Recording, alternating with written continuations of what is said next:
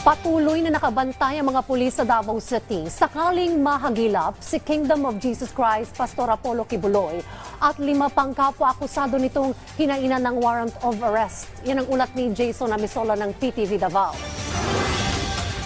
Nananatili ngayong wanted at hindi pa rin natatagpuan. 2 linggo na nagdaan matapos ipinalabas ang arrest warrant kontra kay Kingdom of Jesus Christ, the name above every name, church leader Pastor Apollo Carion Kibuloy.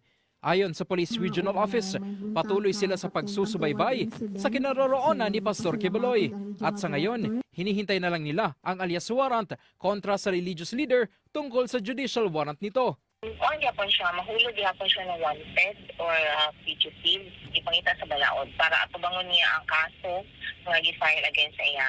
Kinumpirma rin ng PRO11 na nananatili pa rin ang mga miyembro ng Office of the Senate Sergeant at Arms dito sa Davao City. Patuloy rin sila sa pag-aalalay sa pag-serve ng contempt warrant kontra sa pastor. Pero walang ibinigay na timeline kung hanggang kailan sila sa lungsod. Sa ngayon, wala pa rin silang ideya kung nasaan si Kibuloy. Patuloy rin ang kanilang koordinasyon sa mga lawyers ng pastor. Muli rin itong binigyang paalala ang pagpapatupad ng citizen's arrest kontra sa pastor.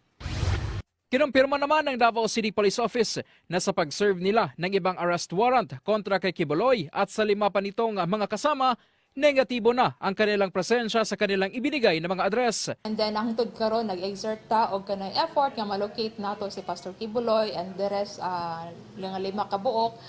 Sad to say nga pag-receive last week sa warrant of arrest nga non-bailable from Pasig City. So, wala na sila ikita sa mga last known address nila kaning 5, especially this Pastor Kibuloy. Ito ay tungkol sa kasong may paglabag sa Republic Act No. 9208 o ang Anti-Trafficking in Persons Act of 2003 na kung saan ay non-bailable ito.